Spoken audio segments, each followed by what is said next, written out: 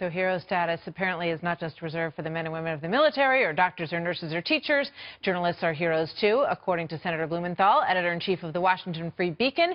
Matt Continetti sees it quite differently in a searing piece that he wrote today.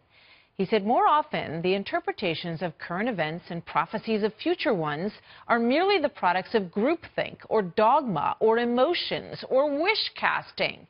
There was a time when newspapers printed astrology columns. They no longer need to. The pseudoscience is on the front page. Here now, Howard Kurtz, host of Media Buzz. Molly Hemingway is senior editor at The Federalist and a Fox News contributor. And Isaac Wright is a Democratic strategist. Welcome to you all. Howie, let me start with you, with the media punishment that was meted out in this piece by Continetti, and get your thoughts on it, and then I want to share another piece of it. Go ahead.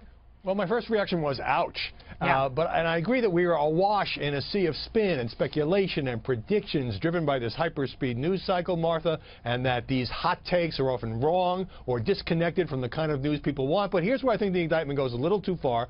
There are still lots of reporters who at least try to get it straight. They just don't happen to be the kind of people you see popping off on cable news panels. Yeah.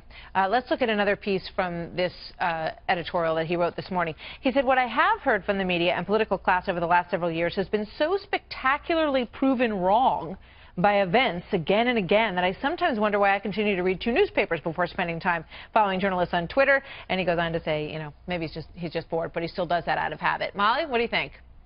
Yeah, it's not just that there is so much conventional thinking or groupthink in Washington, D.C. or in our media environment. It's that there is a lot of it, and it's all spectacularly wrong. And what's interesting is 2016 should have been a real big wake-up call for journalists. They should have said, you know what, we don't understand the things that we're supposed to be covering. We don't understand Donald Trump. We don't understand how he speaks, what his appeal is, why people voted for him. And they should have changed what they were doing. They should have changed who they were hiring or promoting in their newsrooms, their story selection, and how they went about their business. And instead, it seems like they've actually somehow gotten worse. And it really is frustrating for people who do want to see a media that is very strong and that can hold people accountable, you know, whether they're Republican or Democrat. Isaac, do you think it's fair that there's sort of an elitist journalistic echo chamber out there that seems to reinforce their own feelings about certain things and certain stories, and they don't really want to hear anything outside of that bubble? Well, I think the column you just read from is a prime example of that. I think there are tons of folks in the media right now, or the pseudo-media, who question things that are obvious facts. Things about the Russia investigation and President Trump. Give me an obvious fact about the Russia investigation. Global warming.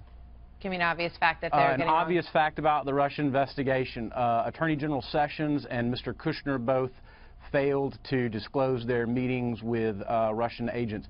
President Trump himself in July of 2016, if you'll allow me to quote directly, said, "Hey, Russians, if you're listening, I hope you hack Hillary's emails." And I mean, as you well know, he said that was, you know, that he was joking, that was an off-the-cuff comment. And the fact of the investigation over the past year. Did he tell Vladimir Putin that directly or just after the fact? No, you have to go by the facts. You have to go by the investigation and where we are as of right now as we know it. And that's what all of us have to do when we cover this story. I mean, it's easy to jump on it and say, well, it's quite clear based on, you know, what you can see here. But you have to go through the process. And that's what we have to do as people who talk about these things every day. We can't jump ahead of ourselves. And even David Brooks pointed out the other day, he's no fan of the Trump administration. He said, you know what, we've gotten a little over our skis on what we've assumed about what's going on here. Molly? That's a really good point. That's a really good point. And in fact, to that end, I think that's why we should probably default to things that are nonpartisan, like the U.S. intelligence agencies, the 3 of which have all agreed that the 3 leading agencies have all agreed that the Russians tried to interfere with our election at the behest of Vladimir Putin. Yeah, I mean, I think that's pretty clear. The question that's still being figured out is collusion. So that part of it is clear. I don't think, Molly, any disagreement with that or any thoughts on that? I'm just saying it's a great example to reference back to this Trump making a joke about Hillary Clinton's emails. The actual story there was that a lot of Americans were concerned about how Hillary Clinton hadn't turned over evidence in a probe of what she had done in terms of mishandling classified information. He makes a joke about it. The media take it in this almost autistic hyper-literalism, and they don't understand the joke. They don't understand how he communicates. And it's one thing to not understand how a very prominent public figure communicates, even though we've all known it for decades. In 2016, once he wins the election, it should be evidence to the media that they need to do a better job of understanding him or hiring people who do, as clearly millions of Americans do. And instead of focusing on, and they should also be thinking about whether this obsessive focus on Russia is really serving their readers or listeners or viewers as well. So, Howie, so when Michael Flynn discussed the U.S. sanctions with Russia, was that a joke? Well, actually, can I jump in here? The Washington Post story on Michael Flynn lying to Vice President Pence about Russian contacts, that turned out to be true, and Flynn got fired. That's why he got fired, exactly.